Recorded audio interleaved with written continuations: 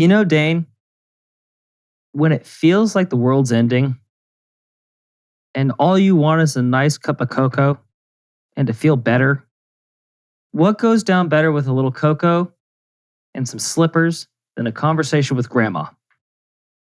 Not much, I dare say. Not much. Well, I feel like we've been pretty bleak for the past couple of weeks. Yeah. And we want to add some levity and a new perspective to the entire show. So what I'm thinking is that we should call grandma right now and have her on the show. I think so too. You know, and I was looking at some of the views on some of the past episodes, and episode 60, the first one we had grandma, the first ever interviewee on weapons of mass destruction. I think we did pretty good with that one. I think the people need some more grandma in their life. I don't think we did good, Dane. I think grandma did good. Grandma carried the show. Indeed. Indeed, she did. So, with that being said, I think we should jump into the next episode and get grandma on the line. What do you say? Give her a ringy dinky. Will do.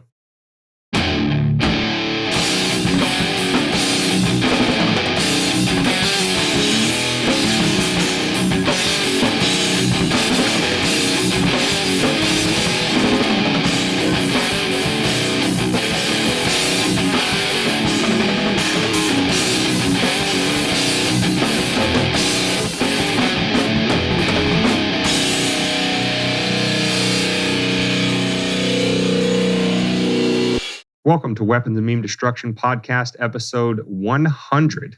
The fighting 100th. I took that one out of David's mouth before he could say it. That's okay. Which can be found at WMDpodcast.com/100. You can find it on any podcast app. You can find us on, you find the videos on YouTube, Rumble, Odyssey. But you can also link up with us on our other socials, Twitter, Instagram, and TikTok. As we were saying before the jump in, we have a special guest here today. Face that you probably recognize from a few episodes ago. And if you are new to the show, definitely go back to episode 60 and hear the first time we talked to our adoring and loving grandma. And we thought, the people loved grandma so much the first time around, why not bring back a second dose? So without much further ado, grandma, welcome to the show. Grandma, you're the only guest that we could have because we can't afford anybody else. We can't fly them out down here. So thanks for helping us out here. Well, you're more than welcome. Thank you for having me. So, Grandma, since you were on episode 60, a lot of people asked, why do you like Dane better as a grandson than David? So the people want to know. Can you please tell them the answer to that question? I don't pick favorites. I love you all. Well, it's definitely not looks.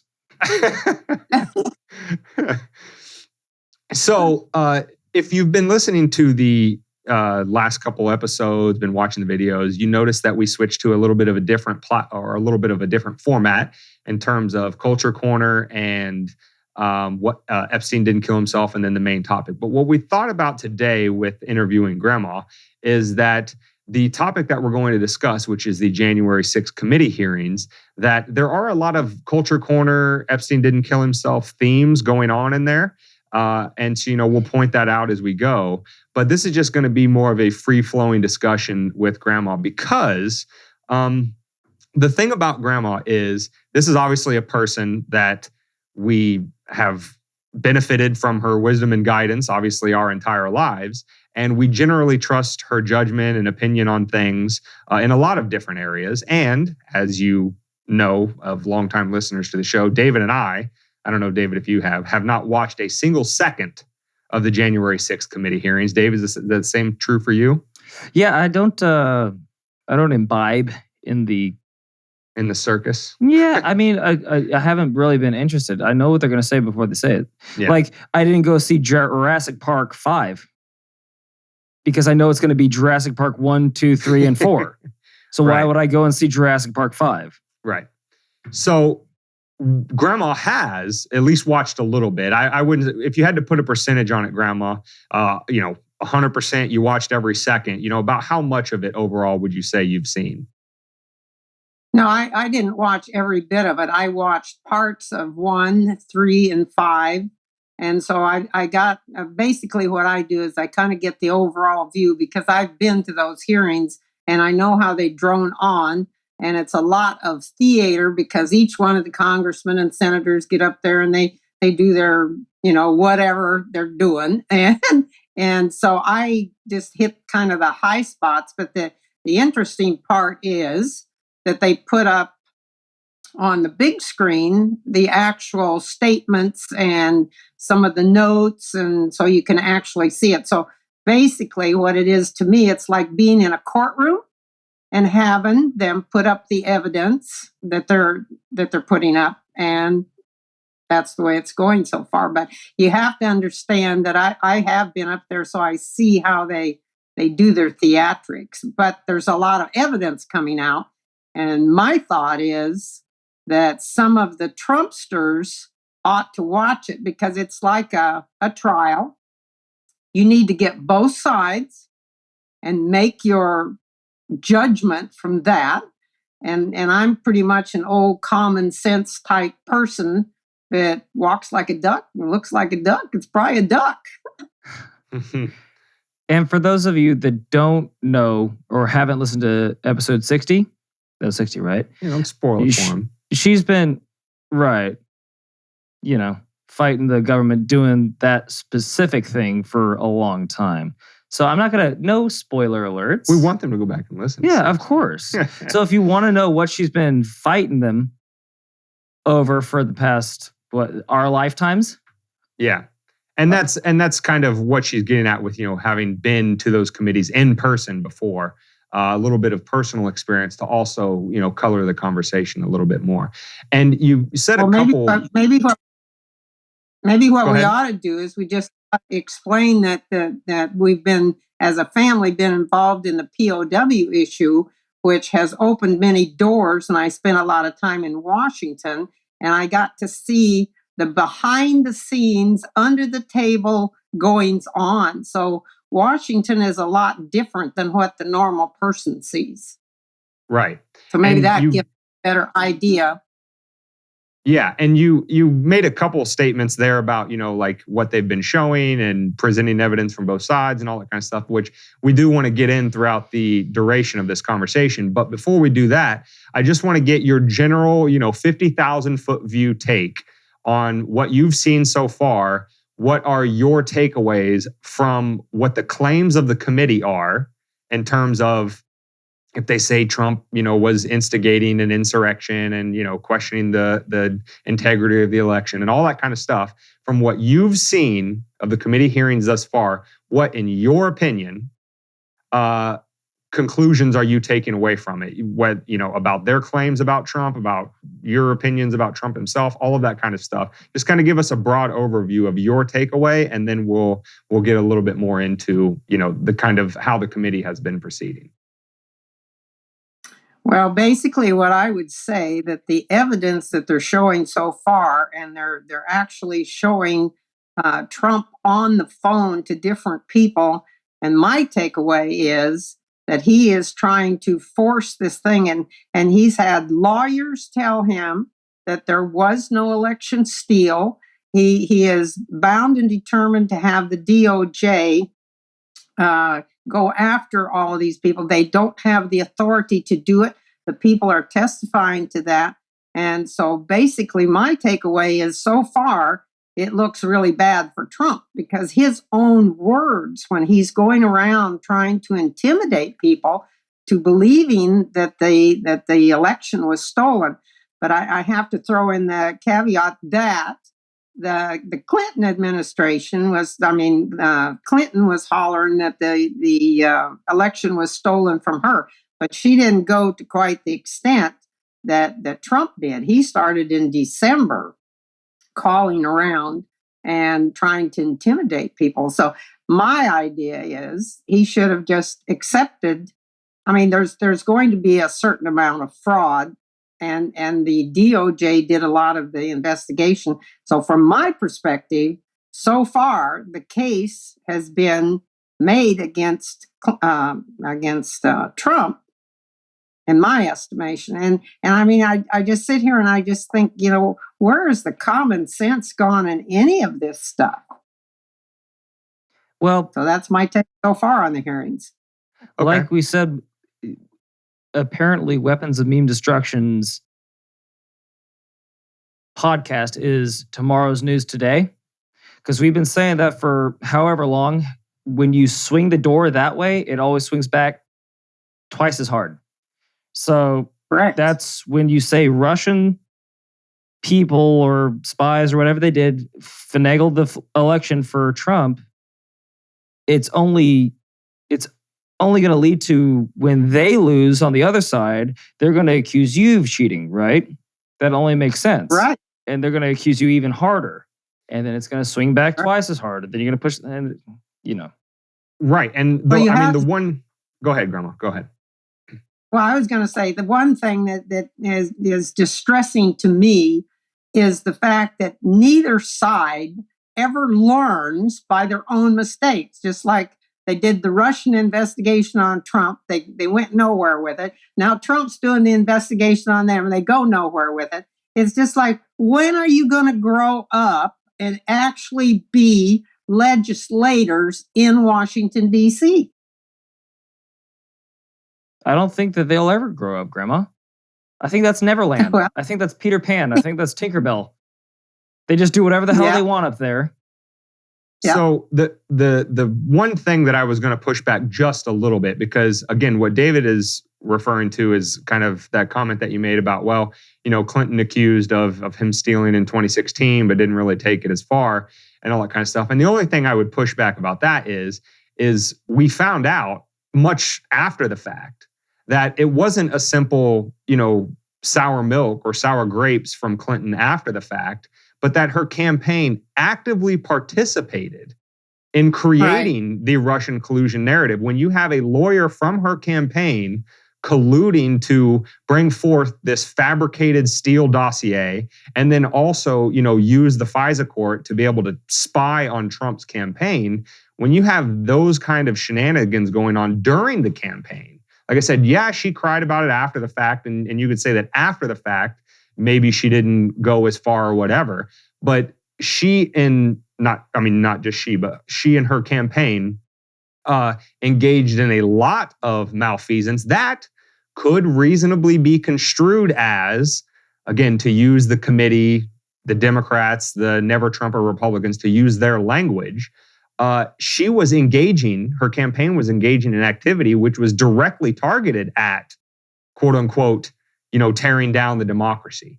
She was willing to cheat to try to, get votes to go in her way and all that kind of stuff. Hence her stealing it from Bernie. So whether it's Trump upset after the fact or whether her doing it in the middle of a campaign, I would only push back to say that I don't really see too much of a difference if the accusation is, broadly speaking, about Trump, you're breaking the rules to try to maintain power. She did the exact same thing. She just did it during the campaign as opposed to after.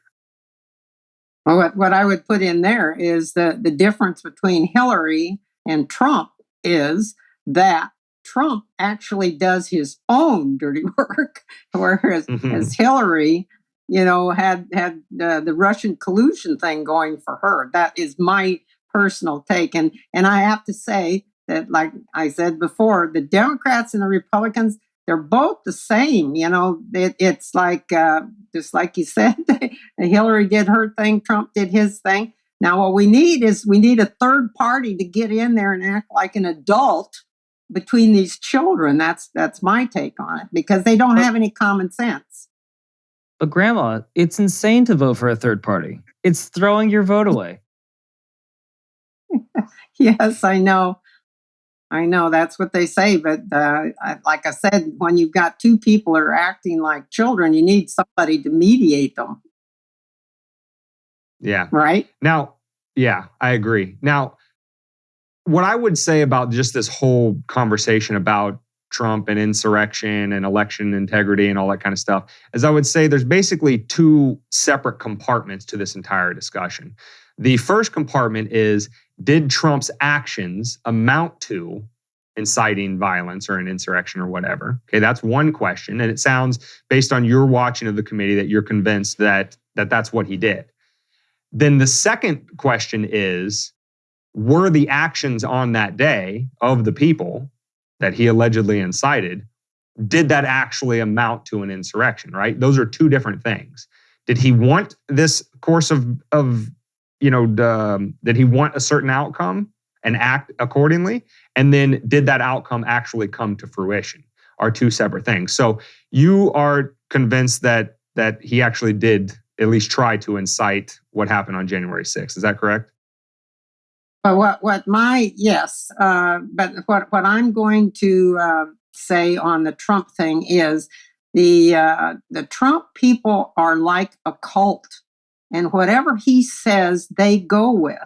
And that's the scary part to me. But the thing that I take from the hearings is what Trump did is not criminal.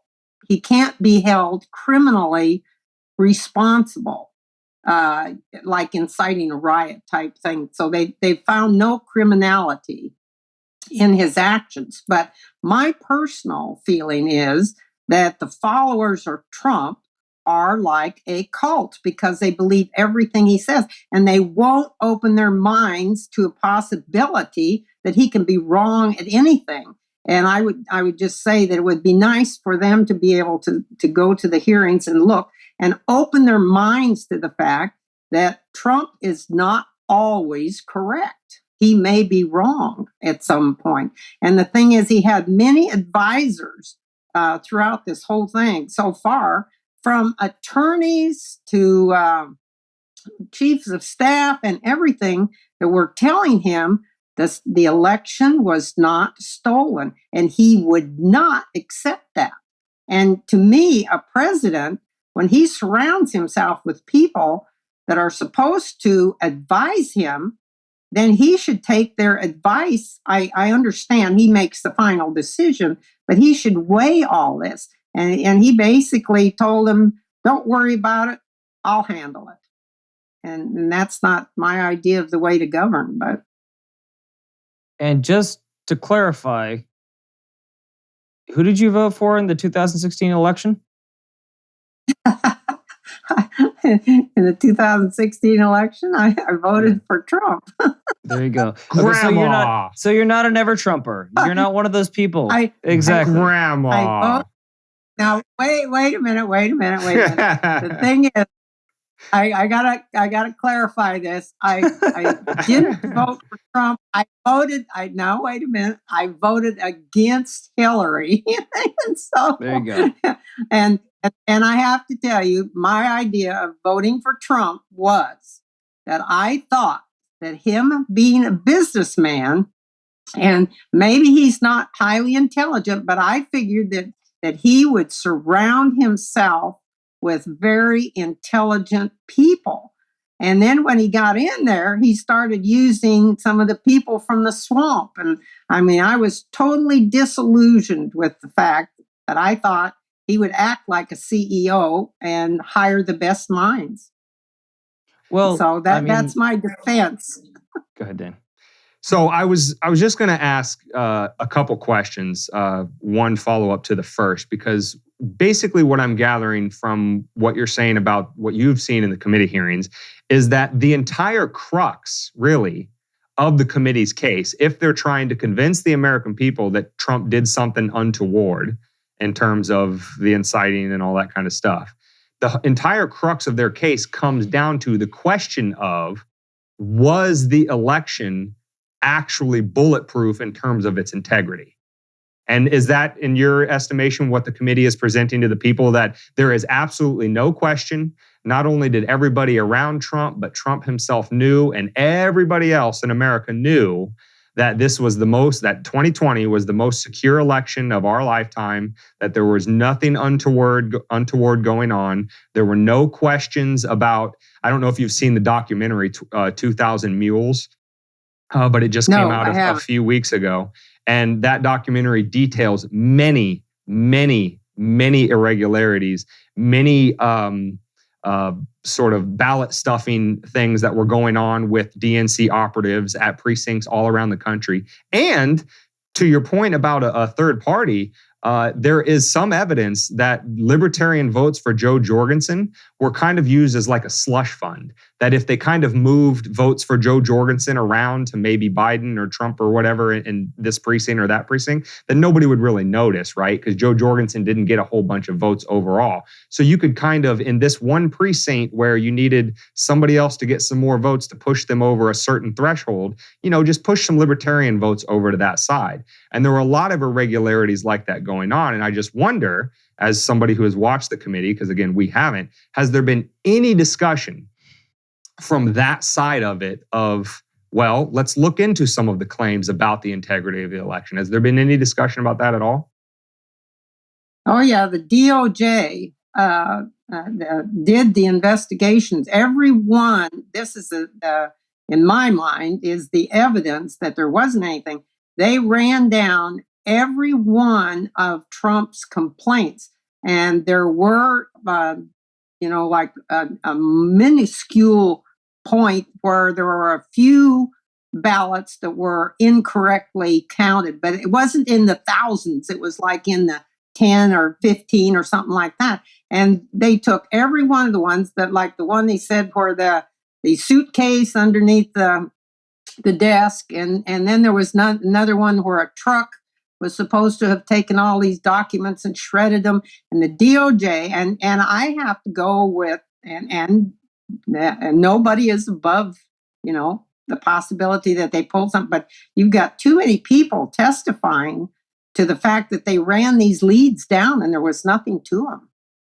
And but the thing is, like I said, the lawyers in the White House were telling Trump that no, they haven't found anything. Barr said it.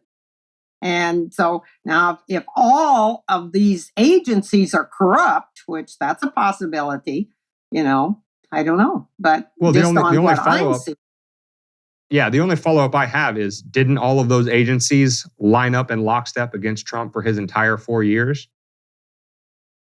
Well, that I can't testify to because I didn't follow all of each one of them. But that I can't say. Well, it just seems like, again, going down this CERN approach where there's two realities and we're just getting further and further away from each other. Like the documentary that you just brought up, and then also what we're talking about tonight, these are two different realities. So one documentary followed somebody followed up on all the election counts and said that it totally ended up a slush fund of libertarians pushing this way, that, the other. So it said there was definitely corruption within the election. And then you go to this new thing that's a DOJ approved on CNN, MSNBC, not so much Fox, but that's okay. And now it's saying that there was absolutely nothing to do with corruption within the election. So you could see where a normal human just doesn't know where to go. So they just pick a lane and just jump into it. And that's their reality. And they just stick to it. So now their mind has to say that everything else is not reality. And everything that agrees with the reality that I've chosen is reality. And that's the divergence of the reality of the country that we're living in. So my question, Grandma, can you solve that for us real quick? Yeah, right. I will solve the world's problem in a heartbeat. My solution to that is for everybody to have some common sense and for everybody to just chill out. Everybody gets so wrapped around the wheel about every little thing and they throw it out there. My idea is you do investigation, you take everything into consideration, then you make up your mind. But it's just like, the hearings are a one-sided thing, but they're putting up information.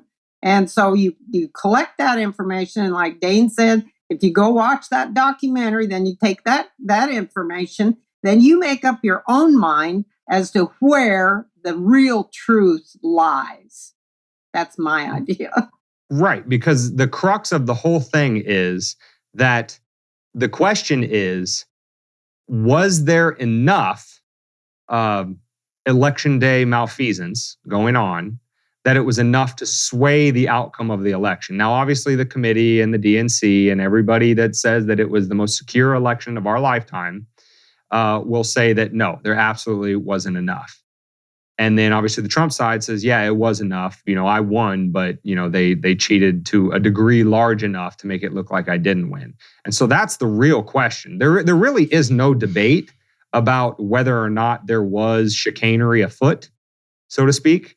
The question is, what is the magnitude of it, and did the magnitude give a reasonable belief to Trump and his supporters that there was something wrong? And so all I would posit to the people that are only being fed that one direction of, well, the DOJ certified it and it's fine, and the committee says that everybody knew that it was, no problem and whatever, is what I would say is, based on, again, the fact that his opponent literally tried to cheat him out of winning in 2016, and then Correct. For his entire presidency, they ran with this fake Russian collusion narrative again, which was generated falsely by his opponent in 2016. You can understand why he and his supporters would be a little dubious when, I don't care if it's the DOJ, the FBI, the CIA, the Joint Chiefs, and everybody else in between all say, nope, election wasn't stolen. That group of people is going to be like, wait a minute. You just have been complaining for the last 4 years about the last election, and I'm a little bit upset about these discrepancies. Why is that unreasonable to want to take a second look at this election? And I don't think that they're wholly unreasonable for wanting that, no matter what the DOJ says. No, I don't think that's unreasonable, because you and I and everybody knows there's a multitude or a mountain of corruption in Washington, D.C., and like I said, there's a lot of things that go on behind closed doors that none of us are ever going to know about. And they pick a narrative and they'll make it work. And it's just like infiltrating into different organizations. That's what the government does. And if we have experienced it in the POW issue, if you're against the government, they're going to send people to get in your organization to find out where you're going, so they can be headed off. And it's happened with Black Lives. It happens with the Wall Street. It goes on and on and on. The U.S. government is not going to be side or have something come out of the corner that they didn't know anything about, because they're going to do their own investigation and infiltration. So, Grandma, to get our tin hats out and put them solidly on our heads. Solidly. Jesus, I'm having a hard time with enunciation tonight. Doesn't this feel like a little bit of a psyop? Like, does it feel like they're kind of toying with our emotions nowadays? Because one side gets all the things they want to hear that tells them that the only bad thing of this world is the other side. And then the other side gets the same information, that everything on our side is good and everything on their side is bad. So is it, I guess, to put my tin hat on again, is it a great way to divide a population and a country to get them to more easily move in the direction that you want them to? Because isn't that what we've been doing to other countries and other factions of our own population for the entire time that we've been a country? Absolutely. They're going to divide us. The only problem I have is that everybody is like on they can't just accept something and let something evolve. They have to go out and march in the streets and scream and holler, and it's always like, calm down, back off, take a breath. Let's see what the real story is here before you go off half-cocked and do dumb things. And nobody will do that anymore. I mean, you can't even have, I grew up in a state in the age where you could actually have political conversations around the dinner table and nobody got mad.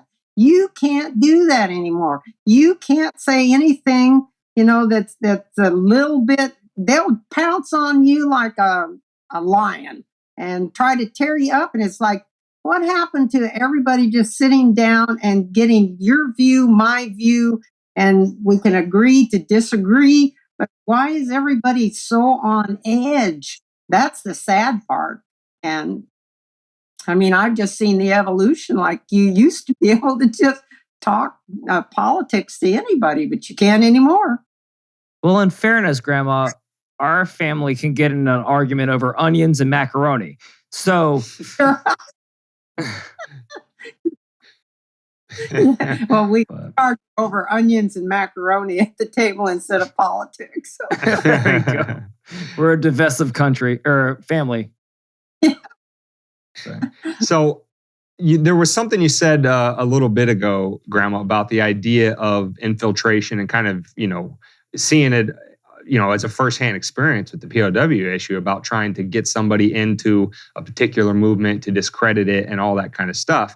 And I think this goes back to, if you remember, I said a little bit ago that we could kind of silo this discussion into were Trump's actions trying to move toward inciting an insurrection, so to speak, and then did an insurrection actually occur? And I think my takeaway from our discussion here on Silo 1 is that the committee is putting forth all of this purported evidence that shows that was his intention. And, as somebody who's watched the committee, you're convinced of that. But it doesn't sound like either one of us can come to any sort of absolute, concrete, definitive answer that is what he was pushing for. Again, because neither one of us know the concrete answer of whether or not the integrity of the election was maintained sufficient to not, be kind of stolen, so to speak. So I wanted to move on to Silo 2 with your talk about infiltration and say, okay, even if we assume that Trump was trying to create an insurrection, did one actually occur? And what I want to ask you specifically is, have you heard anything from the committee hearings about a guy named Ray Epps? Has the name Ray Epps come up in the committee hearings at all? No, I haven't heard that name at all. And what my take was, and what I was talking about earlier with this infiltration thing, is you were asking if I thought Trump had caused this and if it was an insurrection as such. So being my what do you want to call it, suspicious mind, my thought is, okay, somebody took the opportunity of Trump stirring up the crowd and they infiltrated, and I wouldn't say who it was. It could be the CIA, it could be the FBI, it could be any of these government agencies, because they will take a situation and use it to their benefit. So the question becomes, was there somebody, an entity, I guess you would say, in this crowd that drove it and actually made it more powerful than Trump even thought that it was going to be? Maybe his intent was not to stir the crowd. But that's just my very suspicious nature in thinking that maybe somebody else used this situation to make it worse than it would have been had the people just gone to the Capitol as a demonstration, as we in the POW issue have done many times in Washington, done demonstrations that didn't get out of hand. So the question becomes, was there another entity in there? Did the Proud Boys jump in there and take advantage of this? Were they hired by something? It goes on and on. So that's my very suspicious mind.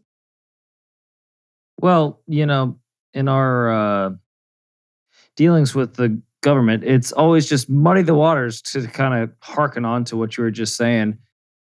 That it's never about answering the question today. It's always making it possible for anything to be anything at any given time.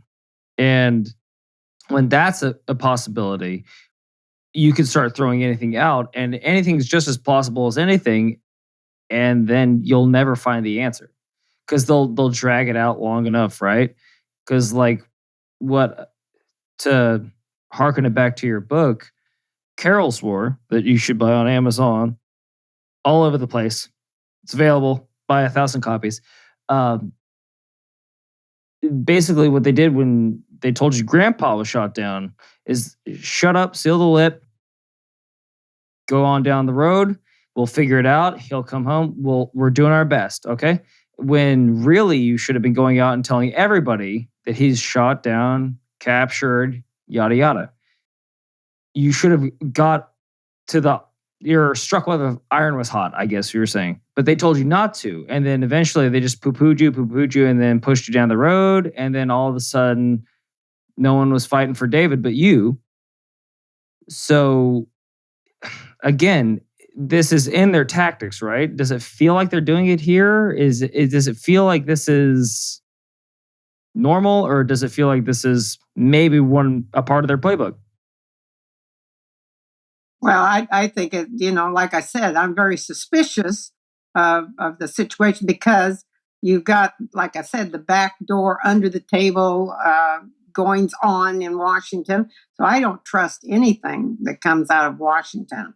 For instance, what they would do to me is they would tell me, oh, well, you need to go check on this bill because they're going to do this, while they're torpedoing something else that you want done. So they're not above moving the eye off the ball. I mean, they're very good at it, and the CIA is great at it. They've done it for years and centuries, and they'll continue to do it. So we don't know, and we probably never will totally know. But from what I'm getting is what the Democrats wanted to do was make this a criminal thing so they could use this as a criminal thing against Trump. But so far, the testimony has been it's not been criminal. But there again, Trump can stir a crowd. But who gets in there to take it there?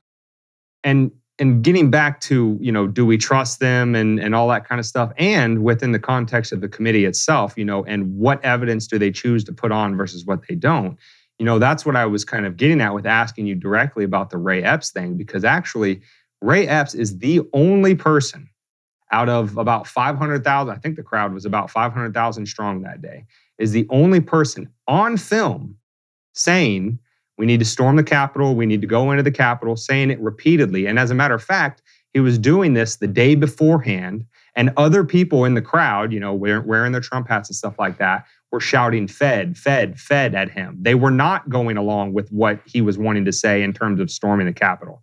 Now, it might be a rather important piece of information that I gather the committee hasn't shown to you and the rest of the American people, that the FBI interviewed Ray Epps behind closed doors, cleared him of everything.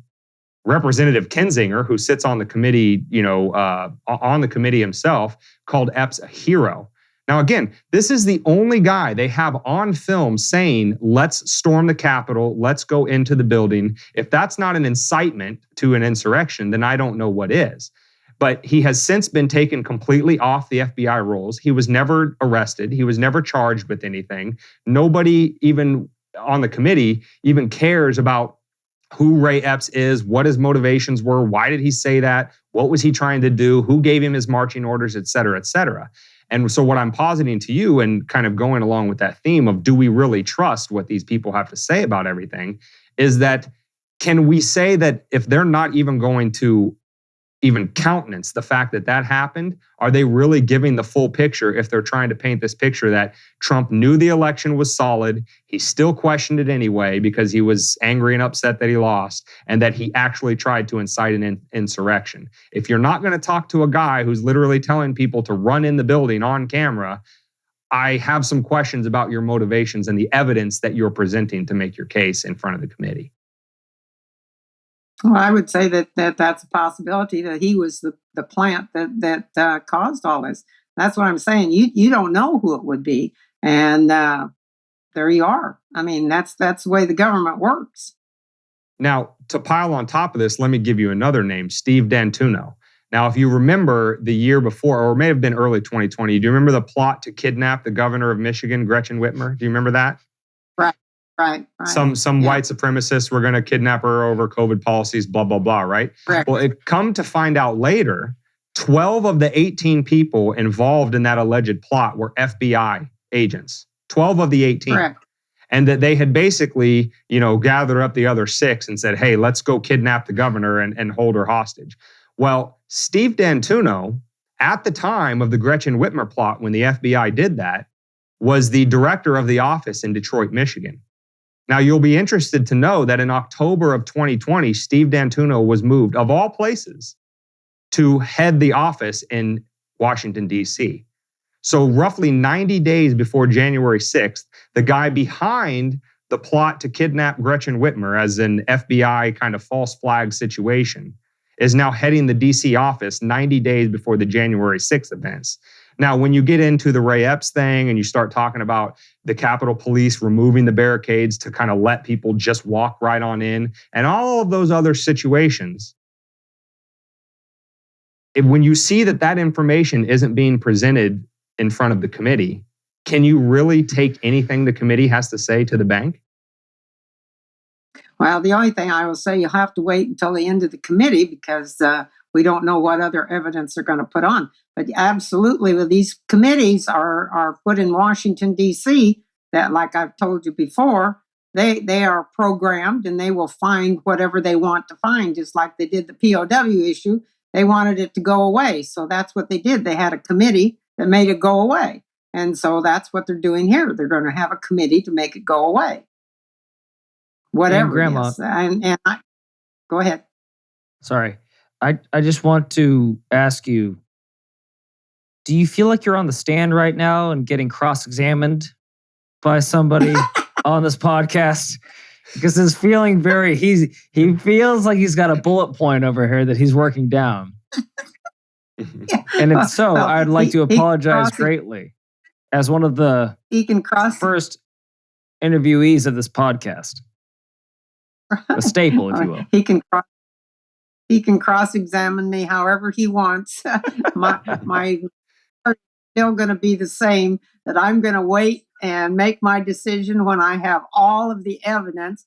And the sad point that the whole thing is, we'll probably never know the whole story. You kids may know, but I won't know. I mean, it may be 30 years before the truth comes out, just like Watergate or any of these Washington, D.C. things. They don't come out, all the information. And the truth never comes out in these committees, in my mind, anyway. It's true. And I mean, the one other thing I would say in terms of is if we're asking the question, are they giving a complete picture? Are they actually trying to pursue truth? Or are they pursuing an agenda? Which, again, I think the three of us can probably sit here and agree all day and twice on Sundays that they're pursuing an agenda. They're not actually seeking out the truth. But, I think part of completing the entire analysis, you would want to, let's say, for example, bring somebody in front of the committee named Ali Alexander, who was the leader and main organizer of the quote-unquote Stop the Steal movement. Now, a lot of the people that were there that day were a part of the Stop the Steal movement.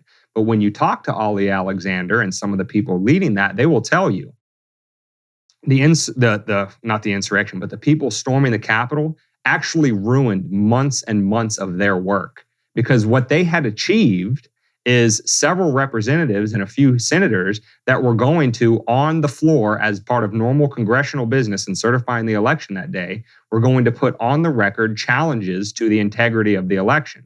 So from their perspective, from the perspective of a lot of people from the Stop the Steal movement that were there that day, the storming of the Capitol completely washed away all of those months, because now what is everybody talking about? They're talking about the alleged insurrection. They're not talking about the hundreds of elected representatives who are ready to go on the record and say, I don't know if I can, put my name behind certifying this election because of X, Y, or Z.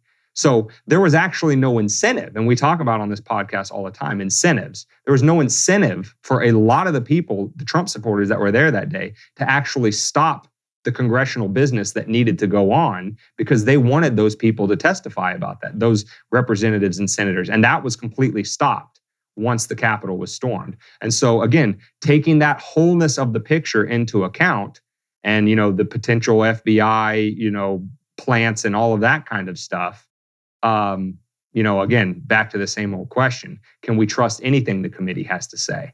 All the way down to the DOJ saying the election was bulletproof and blah, blah, blah. Well, what I would say to you, Dane, is that in a court of law, can you trust all of the evidence that's given? And I've seen it time and time again how they slant one way or the other way, and they're going to make it fit their scenario. So that is what goes on right there in Washington, D.C., too. They're going to slant it however they want it to come out. And if they don't want all the truth to come out, it is going to be buried. So I will compare it to like a courtroom. Well, again, it's hard to find. Have I stumped you? True North. Where's True North, Grandma? Yeah, exactly. Well, I'm asking, I would ask you, Grandma, is based on this conversation, are any of your conclusions any different about the committee and, basically what they have proved or not proved? Well, just like I said, you're not going to know when the committee is done.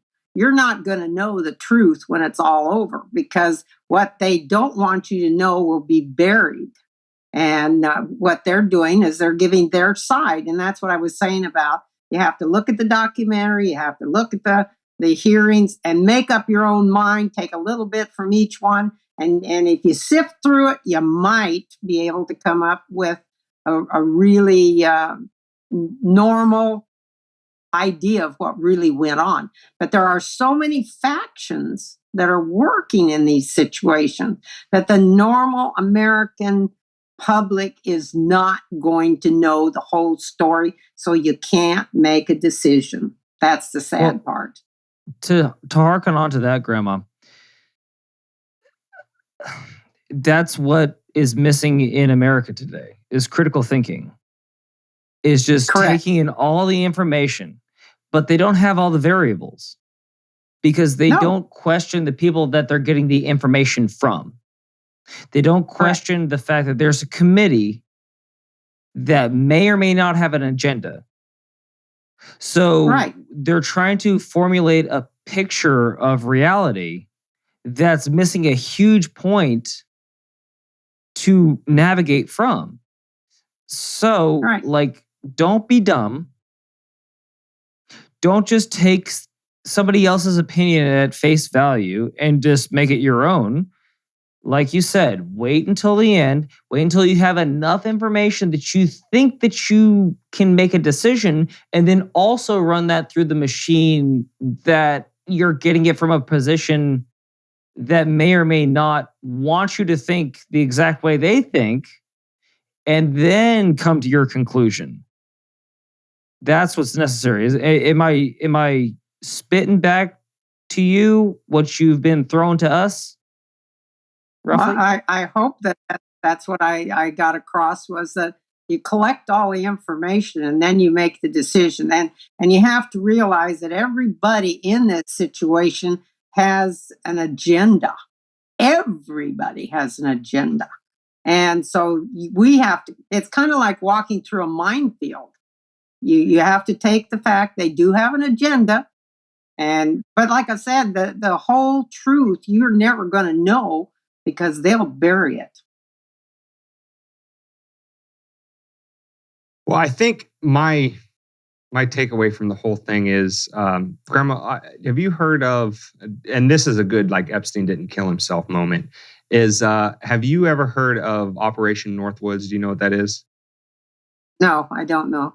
So this is one of those conspiracy theory that later became conspiracy fact. So in 1962, the Joint Chiefs of Staff authorized the CIA to not only commit acts of terror on Cuban immigrants that came to the United States, but also target civilian and military installations with the explicit purpose of blaming it on the Cuban government so that we could authorize a provocation for war between the United States and Cuba. Now, it got all the way up to Kennedy's desk, and Kennedy did not authorize the plan. But the point is that the Joint Chiefs and signed off on by the head of the Joint Chiefs basically thought it was okay to literally kill, recent Cuban immigrants and American citizens and American military personnel on American soil for the express purpose of ginning up war with Cuba. And again, this has echoes in the Gulf of Tonkin incident and et cetera, about the government orchestrating these events in order to gin up whatever objective it wants for the day. So if the objective with respect to January 6th is the people got one over on us in 2016. They came out of left field and they elected a guy we never thought they were going to elect. So we need to teach them a lesson once and for all that who we handpick to lead them is who they are always and forever going to get. And if they ever try to do something like this again, we're just going to completely destroy him and, make it look like he's this, bringer down of democracy and all the things that they did to Trump for 4 years and with the January 6th stuff now that it's all over. Do we really think that a government that's capable of something like Operation Northwoods, like the Gulf of Tonkin incident, like MK Ultra, and just go down the list of conspiracy theories that became conspiracy fact that the government has since admitted to, that they wouldn't try to do exactly this and put on a dog and pony show parade in terms of the committee to try to make you think, the American citizen, don't you ever think for yourself again and vote for somebody who we haven't approved. You ever try that again, and it's going to get a lot worse. That's what I hear coming from this committee and that general side, as somebody who, has a memory longer than the average Americans, which is about the length of a goldfish. So I guess, what are your final thoughts? I'm not, ending the conversation. I'm just saying, those were my final thoughts, and I just want to hear yours and David's to finish off the show. So don't worry, Grandma. I'm going to make it lighter. Okay, go for it. No. I wanted you to answer his question, and then I'll answer. Okay. I'll end it on a light note. No. Like I've said before, I don't trust anything that comes out of Washington, D.C.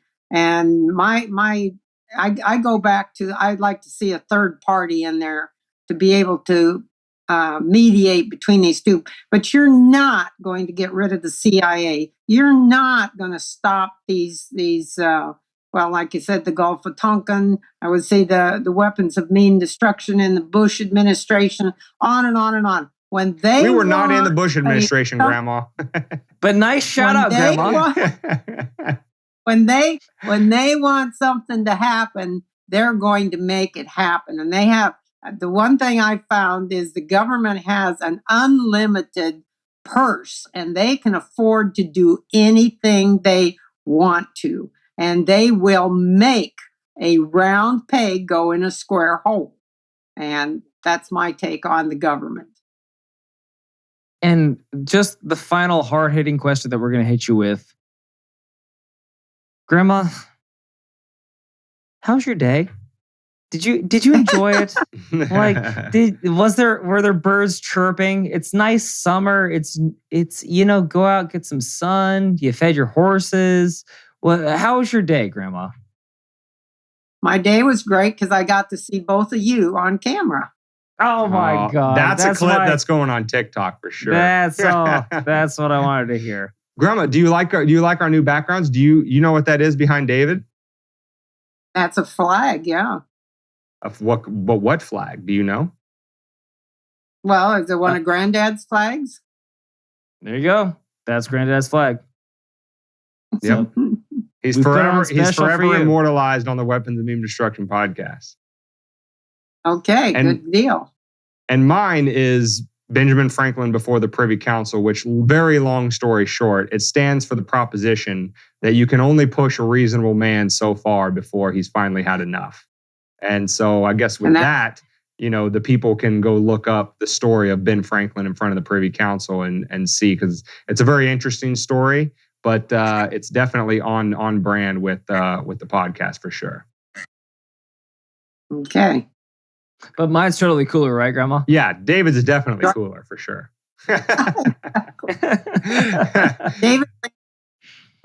David wins. Yeah. Well, I was playing with a loaded deck, Grandma. I'm not gonna lie. Okay.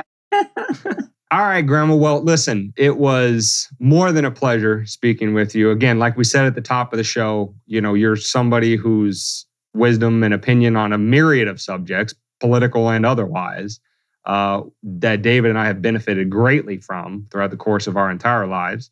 And so to be able to talk with you about, a current event thing that is supposed to capture the popular consciousness of the entire country, your thoughts on that are to be cherished. And I think that anybody that watches this particular episode or listens to it is going to benefit from hearing what you have to say about it just as much as David and I do.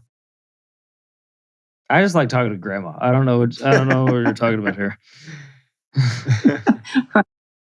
Thank you for having me, and I hope that what little wisdom I have left is beneficial to you guys. Oh, we'll take it forever, Grandma. Absolutely, Grandma.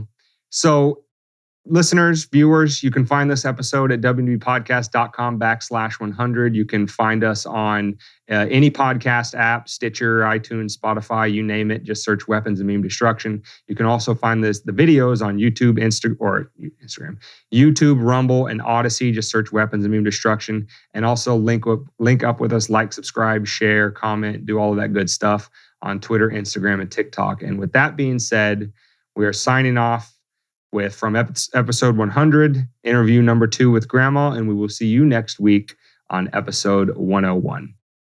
Stay safe, and more importantly, stay free.